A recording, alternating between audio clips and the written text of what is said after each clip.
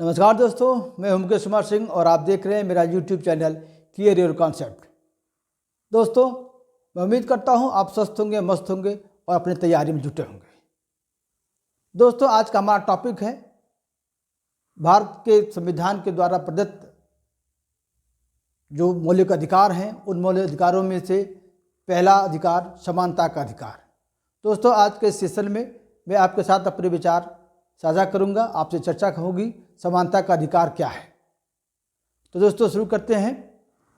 समानता का अधिकार जो कि अनुच्छेद 14 से 18 तक वर्णित है। अनुच्छेद 14 ये कहता है विधि के समक्ष समता और विधियों का समान संरक्षण। अर्थात अनुच्छेद 14 का ये कहना है कि भारत के राज्य क्षेत्र में किसी भी व्यक्ति को विधियों के समक्ष समता और विधियों के समान संरक्षण से वंचित नहीं करेगा। अनुच्छेद 14 का यह कहना है किसी भी व्यक्ति को विधि के समक्ष समता और विधियों के समान संरक्षण से वंचित नहीं किया जाएगा। तो दोस्तों, इस अनुच्छेद 14 में दो महत्वपूर्ण चीजें हैं, विधि के समक्ष समता और विधियों का समान संरक्षण। विधि के समक्ष समता ब्रिटेन के संविधान से लिया गया है। यह सिद्धांत विधि के समक्ष समता का जो अर्थ है वो ये है कि कोई भी व्यक्ति राज्य के विधि के ऊपर नहीं है और प्रत्येक व्यक्ति चाहे वो किसी पंक्ति या प्रतिष्ठा में हो, वो राज्य के विधि के अधीन है और साथ ही राज्य के सामान्य न्यायालयों के अधिकारिता के अंतर्गत आता है।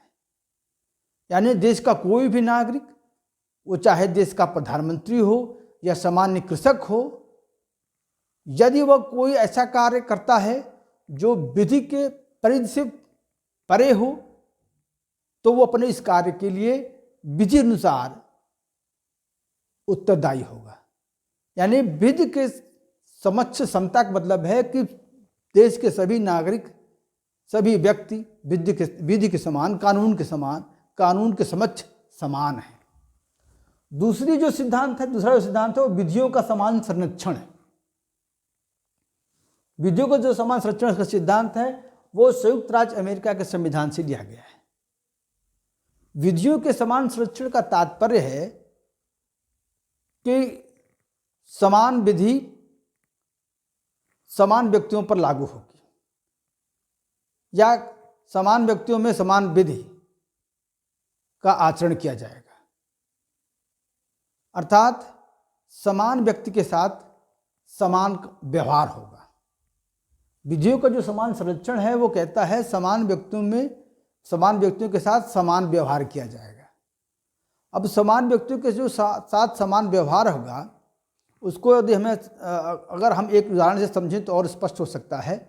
वो है करारोपण या टैक्सेशन। टैक्स के उदाहरण से हम समझ सकते हैं कि समान व्यक्तियों के साथ समान व्यवहार होगा।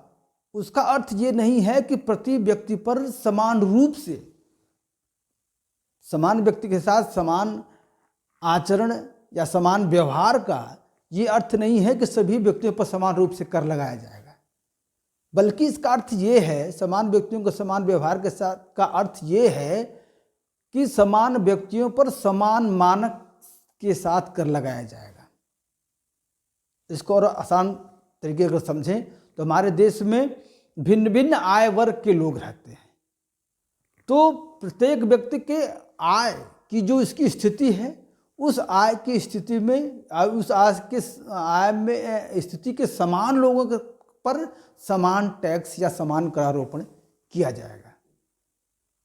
जैसा कि आप जानते हैं, हमारे देश में गरीबी रेखा से नीचे के भी लोग हैं, गरीबी रेखा पर निवास करने लोग हैं, निम्न मध्यम वर्ग, उच्च मध्यम वर्ग, उच्च वर्ग लोग हैं। तो जिसकी जैसी आय होगी उस पर वैसा करारोपण हमारे देश में होता है। यानी असमान व्यक्ति हैं तो असमान व्यक्तियों में समानता का व्यवहार नहीं किया जाएगा। समान व्यक्तियों के साथ समानता का व्यवहार किया जाएगा। यानी अगर 10 लाख आय वर्ग के लोग हैं तो उन पर जो टैक्स होगा उन लोगों पर समान होगा।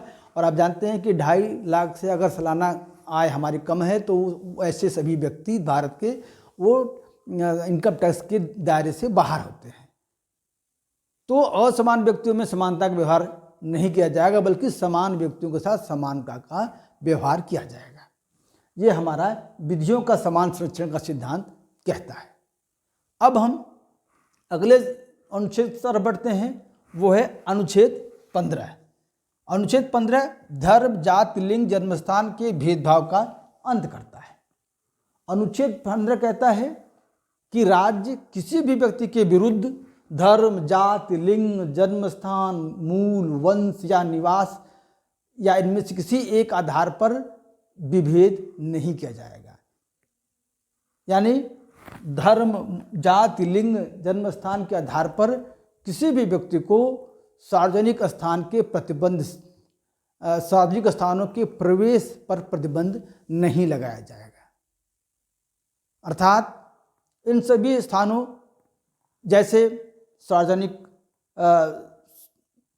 स्थानों पर, सार्वजनिक भोजनालयों में, होटलों में, मनोरंजन के स्थानों पर या सरकार द्वारा स्थापित कुओं, तालाबों, सड़कों या सार्वजनिक स्थानों पर धर्म, जाति, लिंग, जन्म स्थान के आधार पर किसी भी व्यक्ति के प्रवेश को रोका नहीं जाएगा, उसे प्रतिबंधित नहीं किया जाएगा, बल्कि देश का हर व्यक्ति इन सार्वजनिक स्थानों का समान रूप से उपयोग कर सकता है।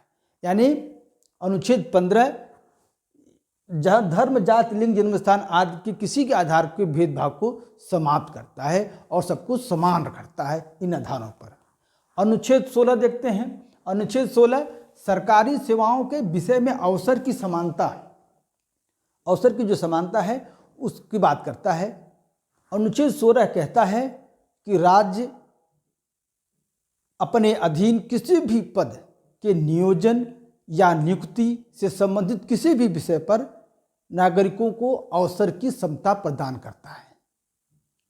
राज्य अपने अधीन किसी भी नियोजन के पदों पर सभी व्यक्ति को के लिए अवसर की समता होगी, ऐसी गारंटी देता है।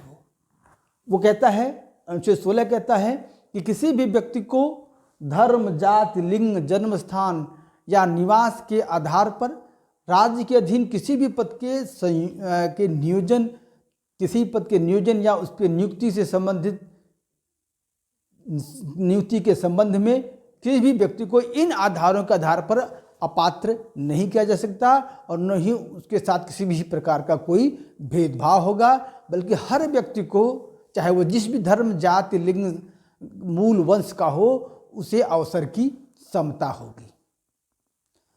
अगला आप देखते हैं अधिकार, अगला जो अनुच्छेद है समता का, वो है अनुच्छेद 17।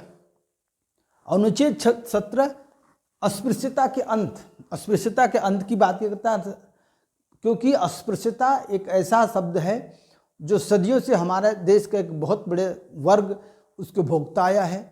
उसके कुप्रभावों के कारण, उसके प्रभाव के कारण वंचित रहा है अपने अधिकारों से। और हम अपने स्वतंत्रता संघर्ष के दौरान देश को एकजुट करने के वक्त ये अपने जनता से वादा किया गया था, संविधान जो हमारे नेता थे कि हम इस चीज़ को समाप्त करेंगे। बड़े बड़े लोगों ने इसके विरुद्ध आंदोलन चलाया था। इसके कारण से संविधान निर्माण के वक्त अस्पृश्यता के अंत की बात की गई, भेदभाव की बात की गई, छुआछूत की खत्म करने की बात कही गई, जिसको स्थान मिला संविधान में अनुच्छेद 17 में। अनुच्छेद 17 कहता है कि वह अस्पृश्यता का अंत करता है और किसी भी रूप में यदि अस्पृश्यता का आचरण होगा तो वो निषिद्ध होगा। किसी भी रूप में अस्पृश्यता का आचरण निषिद्ध होगा और कोई भी व्यक्ति या कहीं भी, कोई व्यक्ति या कहीं भी अस्पृश्यता के आधार पर कोई निर्योग्यता लागू होती है तो वो अपराध होगा और विधि के अनुसार वह दंडनीय होगा। यानी अस्पृश्यता के आधार पर किसी भी व्यक्ति को किसी भी प्रकार से इसे अयोग्य नहीं ठहराया जाएगा। अगर कोई अयोग्य ठहराता है तो अपराधी माना जाएगा और उसके खिलाफ दंड कार्रवाई होगी। कोई भी ऐसा कार्य है वो अपराध की श्रेणी में आएगा और वो दंडनीय होगा। इसीलिए अस्पृश्यता को और जो अनुच्छेद था उसको मजबूती प्रदान करने के लिए संसद के द्वारा अस्पृश्यता अपराध अधिनियम 1955 अधिनियमित किया गया। फिर उसी जो अधिनियम था उस अधिनियम को 1976 में एक बार फिर से उसका पुनः नामकरण हुआ, उसमें संशोधन हुआ, वो बंद जोड़े गए कई, और 1976 से अब इस अधिकार को सिविल अधिकार संरक्षण अधिनियम 1955 कहा जाता है। जो अस्पृश्यता अपराध अधिनियम 1955 है वो अब सिविल अधिकार संरक्षण अधिनियम 1955 कहा जाता है। तो अनुच्छेद 17 के द्वारा अस्पृश्यता का अंत एक महत्वपूर्ण अनुच्छेद है। आप सभी इन सभी अनुच्छेदों को याद करेंगे और एक एक करके अनुच्छेदों को यूँ ही पूछा जाता है कि अस्पृश्यता का अंत किस अनुच्छेद से लिया गया है या सरकारी सेवाओं का अवसर समता किस अनुच्छेद से जुड़ा है, इसको आप याद करेंगे। अनुच्छेद 18वां समानता के अधिकार का आखिरी अनुच्छेद, जिसमें उपाधियों का अंत, उपाधियों के अंत की बात कही गई है। स्वतंत्रता संघर्ष के दौरान अंग्रेज सरकार के द्वारा भारतीयों को में फूट पैदा करने के लिए, विभेद पैदा करने के लिए, भेदभाव पैदा करने के लिए, ऊंचे नीचे भावना के लिए विभिन्न प्रकार की उपाधियां देती थी और अपने प्रयोजनों को सिद्ध करती थी। क्योंकि इस उपाधियों के जो गलत उसका जो संदेश जाता था, जो अंतर पैदा होता था, उसको दूर करने के लिए संविधान निर्माताओं ने इस उपाधि देने की प्रथा को समाप्त किया, जिसको स्थान मिला अनुच्छेद 18 में। अनुच्छेद 18 के द्वारा ये कहा गया कि राज्य को उपाधियों के देने की प्रथा का अंत करना होगा या राज्य के द्वारा उपाधियों का प्रतिषेध किया जाता है। राज्य उपाधि नहीं दे सकते। हालांकि इसके संबंध में कई अपवाद भी हैं, जैसे राज्य को सेना एवं शिक्षा से जुड़े हुए लोगों को उपाधियां प्रदान करने का हक है, उसको अधिकार है, या राज्य समाज सेवा से जुड़े हुए व्यक्तियों को उपाधियां दे सकता है, या अन्य सार्वजनिक संस्थाएं जैसे विश्वविद्यालय, शिक्षा से जुड़े संस्थान अपने विद्वानजनों या गुणीजनों को, अपने नेताओं को वो जो है उपाधि प्रदान कर सकती है। तो दोस्तों, ये रही समानता के अधिकार से जुड़े हुए प्रमुख अनुच्छेद और उसकी प्रमुख बातें। दोस्तों, मैं उम्मीद करता हूँ कि आपको मेरा ये वीडियो पसंद आया होगा, ये सेशन पसंद आया होगा। यदि आपको मेरा वीडियो पसंद आए तो प्लीज़ मेरे चैनल को सब्सक्राइब करें, लाइक करें, शेयर करें। सब्सक्राइब करने के बाद आप बेल आइकन को अवश्य प्रेस करें। उसके बाद ऑल पे उसे सेलेक्ट कर लें, ताकि मैं जो भी नए वीडियो बनाऊँ आपके पास सबसे पहले पहुँचे और आप इसका लाभ उठाएँ। तो दोस्तों, अगले वीडियो में फिर मिलते हैं। तब तक के लिए धन्यवाद।